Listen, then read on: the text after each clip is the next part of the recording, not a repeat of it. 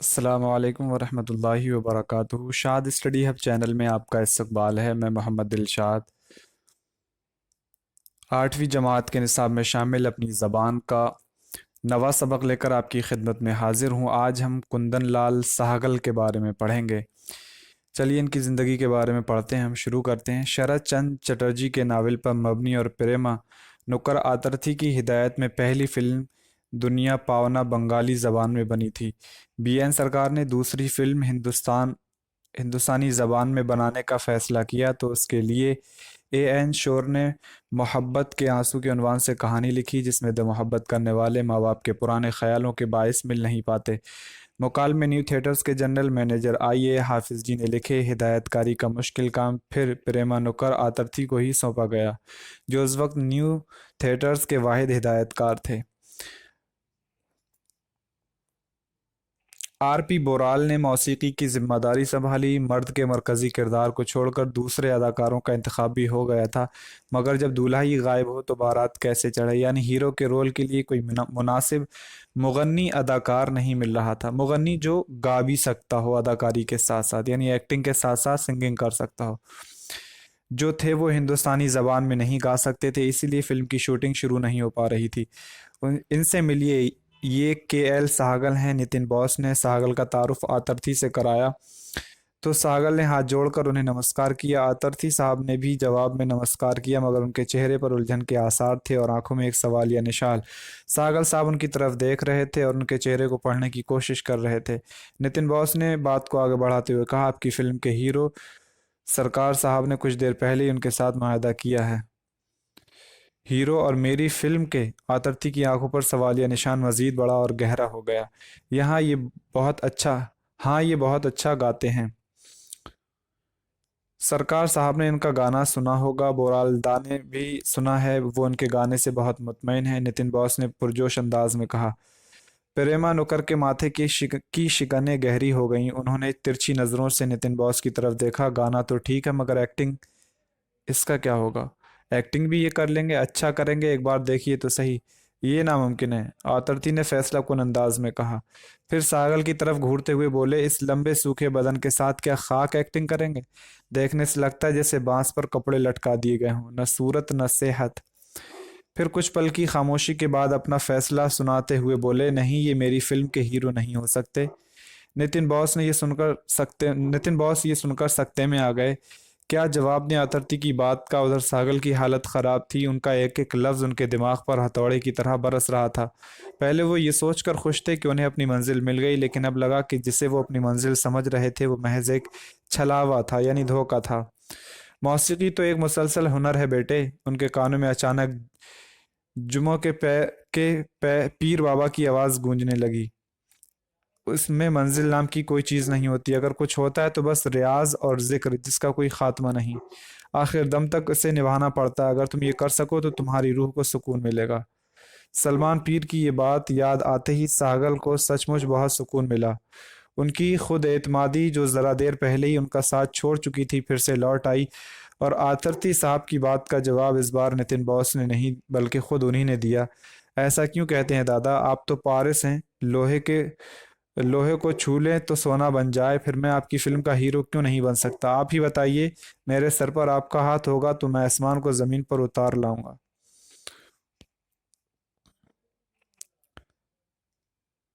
अपनी बात कहते हुए सहगल के चेहरे पर जो चमक थी, उसने प्रेमा नुक्कर आतरथी के दिल को छू लिया। फिर भी उन्होंने आहिस्तगी से कहा, ठीक है, देखते हैं। और नितिन बॉस की तरफ देखते हुए बोले, नितिन, रिहर्सल शुरू कराओ। रिहर्सल का मतलब है मश्क। प्रेमा नुक्कर आतरथी की मौजूदगी में मोहब्बत की आंसू की रिहर्सल लगातार 2 महीने तक चलती रही। सागल अपनी अदाकारी का बेहतरीन मुजाहरा कर रहे थे। आतुर्ती साहब मुतमईन हो गए और फिल्म की शूटिंग की तारीख तय कर दी, मगर कैमरे के सामने आते ही सागल घबरा गए। और ठीक उसी तरह जैसे शिमला के नाटक में हुआ था, अथर्ती साहब ने कट कहा और सागल को समझाया क्या गलती की है? रीटेक हुआ, मगर इस बार एक नई गलती। आदरती साहब ने फिर कट कहा, फिर उन्हें समझाया। रीटेक हुआ, 7-8 रीटेक हुए। आखिर 9वीं रीटेक पर आदरती साहब अपना तवाज़ुन खो बैठे और बहुत हो चुका, अब और नहीं, नहीं, मैं शूटिंग कैंसिल कर दूंगा कहते हुए स्टूडियो से बाहर निकल गए। नितिन बॉस जानते थे कि ऐसे मौक़ों पर दादा यही करते हैं, और अब वो अपने ऊपर काबू पाने के लिए स्टूडियो से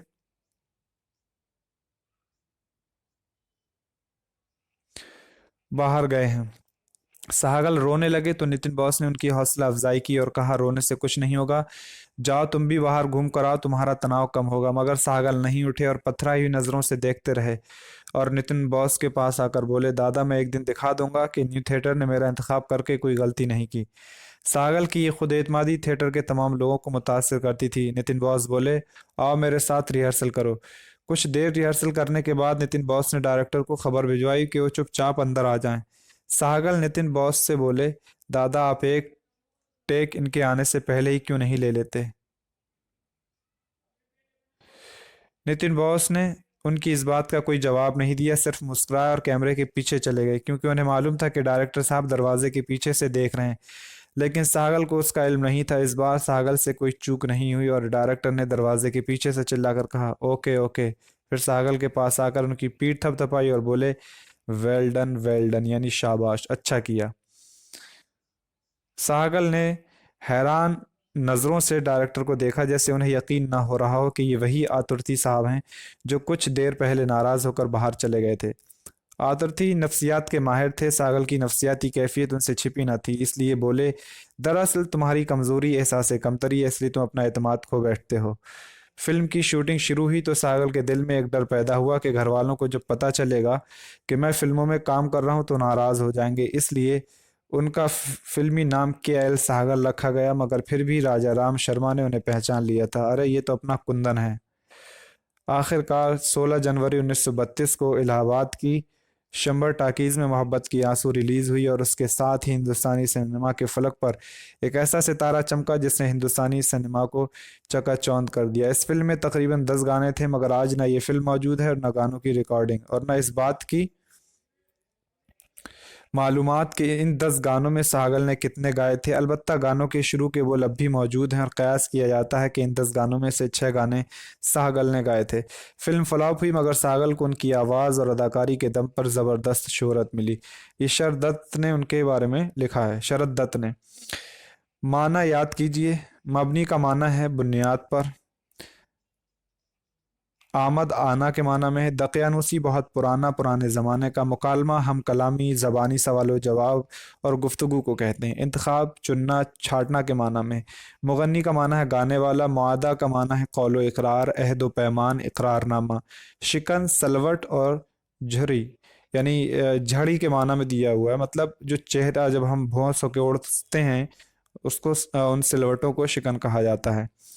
छलावा, जो जरा सी झलक दिखाकर गायब हो जाए, आसेब। रियाज का माना है मेहनत मशक्क़त। खुद एतमाद, एतमादी का माना है अपने ऊपर भरोसा।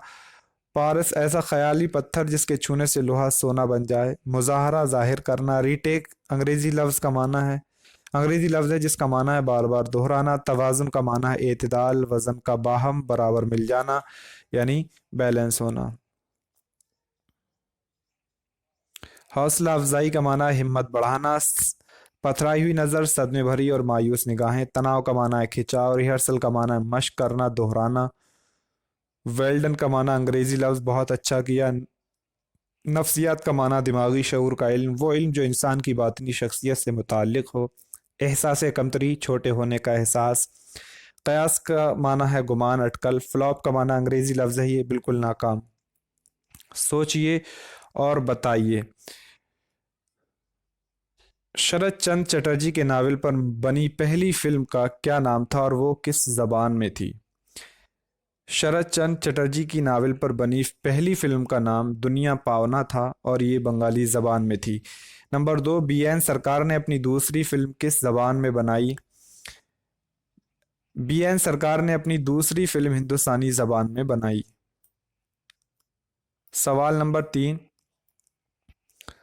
KL साहगल ने अपनी किस खूबी से सरकार साहब और बोराल दा को मुतासिर किया? नंबर 4, माथे की शिकने गहरी इसका नंबर 3 का जवाब होगा कि के एल सहगल ने अपने गाने से सरकार साहब और बोरालदा को मुतासिर किया। नंबर 4, माथे की शिकने गहरी होने से क्या मुराद है?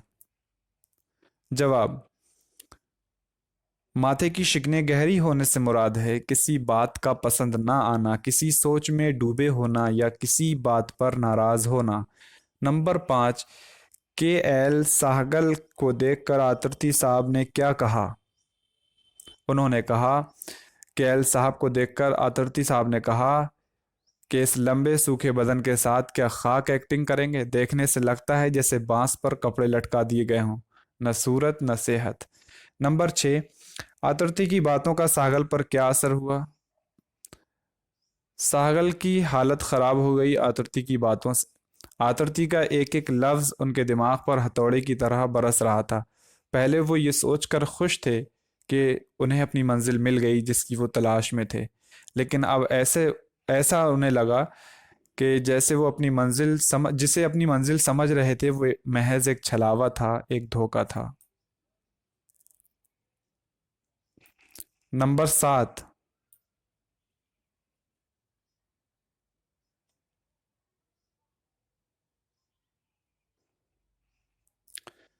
मौसीकी तो एक मुसलसल सफर है बेटे, ये आवाज साहगल ने कब महसूस की? जब साहगल की खुद एतमादी उनका साथ छोड़ चुकी थी, तब उन्होंने जम्मू के पीर बाबा की ये आवाज महसूस की। नंबर 8, साहगल में खुद एतमादी कैसे लौटी? जम्मू के पीर बाबा की आवाज़ कि मौसीकी तो एक मुसलसल हुनर है बेटे, और इसमें मंजिल नाम की कोई चीज़ नहीं होती। अगर कुछ होता है तो बस रियाज और जिक्र जिसका कोई खात्मा नहीं, आखिर दम तक उसे निभाना पड़ता है। अगर तुम ये कर सके तो तुम्हारी रूह को सुकून मिलेगा। सलमान पीर की ये बात याद आते ही सागल को सचमुच बहुत सुकून मिला, और उनकी खुद एतमादी जो ज़रा देर पहले उनका साथ छोड़ छोड़ चुकी थी फिर से लौट आई। नंबर 9, आतरती साहब सागल से क्यों मुतमईन हो गए? जवाब, सागल की खुद एतमादी और आर्थर साहब को दिए गए आस उनके उस जवाब को सुनकर आथरती साहब मुतमईन हो गए कि आप तो पारस हैं, लोहे को छू लें तो सोना बन जाए, फिर मैं आपकी फिल्म का हीरो क्यों नहीं बन सकता? आप ही बताइए, मेरे सर पर आपका हाथ होगा तो मैं आसमान को ज़मीन पर उतार लाऊंगा। नंबर 10, सागल के रोने की क्या वजह थी? जब जवाब, कैमरे का सामना करने पर सागल घबरा गए और उनसे बार बार गलती हो गई। 8-9 बार रीटेक हो चुका था और आतरती साहब भी गुस्से में स्टूडियो से बाहर निकल गए थे। ये सब देखकर सागल रोने लगे। नंबर 11, आतरती किन खूबियों के मालिक थे? जवाब, वो बहुत अच्छे डायरेक्टर थे। आतरती नफ्सियात के माहिर थे और सब्र से काम लेते थे। 12, के एल सागल को किस वजह से शोहरत हासिल हुई? सागल को उनकी आवाज़ और अदाकारी के दम पर ज़बरदस्त शोहरत हासिल हुई। यहाँ सही जुमलों के सामने सही और गलत के सामने गलत का निशान लगा लें। नंबर 1, के एल सागल की पहली फिल्म का नाम माँ के आंसू था, तो ये गलत है। हीरो के रोल के लिए मुनासिब किरदार मौजूद था, गलत। के एल सागल बहुत अच्छा गाते थे, सही। के एल सागल एक तंदुरुस्त जिस्म के मालिक थे, गलत। सलमान पीर की बात से सागल को सचमुच बहुत दुख हुआ, गलत। तो नीचे लिखे हुए जुमलों में लफ्ज़ों को जुमलों में इस्तेमाल कीजिए। दकियानुसी, इंतखाब, मुकालमा, पारस, तवाज़ुन, हौसला अफजाई, तनाव। नीचे लिखे हुए लफ्ज़ों के मुतज़ाद लिखिए। तवाज़ुन, एहसास कमतरी, मुनासिब, सुकून, मुतमईन और एतमाद। अमली काम, के एल सागल की 5 फिल्मों के नाम अपने उस्ताद की मदद से लिखिए। के एल सागल ने जो मशहूर गज़लें और भजन गाए हैं उनकी एक फहरिस्त बनाइए। पढ़िए और समझिए। लड़का गाना गाता है, लड़की खाना खाती है। किसी इस्म का मुज़क्कर यानी नर या मुअन्नस मादा होना जिन्स कहलाता है। मसलन लड़का और लड़की, लड़का मुज़क्कर है और लड़की मुअन्नस। ऐसे ही पापा मुज़क्कर हैं और अम्मी मुअन्नस। जिन्स की दो किस्में होती हैं, जिनसे हकीकी और जिनसे गैर हकीकी। अब्बा खाना खा रहे थे, अम्मा कपड़े सी रही थी। घोड़ा दौड़ रहा था। ऊपर के जुमलों में अब्बा, अम्मा और घोड़ा, ये जो अस्मा हैं, जानदार हैं। जानदार अस्मा के मुज़क्कर मुअन्नस होने को जिनसे हकीकी कहते हैं। दिन निकल आया है, रात हो गई है, वो दाल खा रहा है। ऊपर के जुमलों में दिन, रात और दाल गैर हकीकी हैं। बेजान अस्मा के मुज़क्कर मुअन्नस होने को जिनसे गैर हकीकी कहते हैं। तो जिनसे हकीकी जो इंसान और जानवरों से मुताल्लिक हो, जैसे आदमी, औरत, कुत्ता, कुतिया, बिल्ला, बिल्ली, तो ये जो हैं वो जिनसे हकीकी कहलाते हैं। किताब होती है, पानी होता है, लोहा होता है, तो ये जो चीज़ें हैं ये गैर हकीकी, जिनसे गैर हकीकी में कहलाती हैं, लेकिन कभी मुज़क्कर इस्तेमाल होती हैं, कभी मुअन्नस। गौर करने की बात है, हिंदुस्तानी फिल्म इंडस्ट्री में बहुत से मशहूर गाने वाले आए, लेकिन सागल नाम का यादगार साबित हुआ। सागल का नाम यादगार साबित हुआ। वो एक तरह के अफसानवी शख्सियत या लेजेंड बन गए हैं। उन्होंने कई फिल्मों में अदाकारी भी की, लेकिन उनकी मकबूलियत का बुनियादी सबब उनकी गायकी है। उन्होंने गज़ल, गीत, भजन सभी कुछ गाया है। हिंदुस्तानी फिल्मी मौसीकी की तारीख में सागल एक मुस्तकिल उन्वान की हैसियत रखते हैं और उन्हें आज भी बहुत से लोग मोहब्बत और अकीदत के साथ याद करते हैं। इस सबक में ये बताया गया कि सागल ने हिंदी फिल्म की दुनिया में किस तरह कदम रखा और अपनी खुद एतमादी के बलबूते पर किस तरह बहुत जल्दी अपनी जगह महफूज कर ली। ये सबक हिंदुस्तान में मास मीडिया की मारूफ शख्सियत जनाब शरदत की लिखी हुई सागल की सवानमरी से लिया गया है। उम्मीद है ये सबक आपको समझ में आ गया होगा। किसी भी तरह की कोई दिक्कत पेश आती है तो कमेंट बॉक्स में ज़रूर पूछें। मिलते हैं आपसे अगली वीडियो में एक नए सबक के साथ। तब तक आप अपना ख्याल रखें। अल्लाह हाफ़िज़।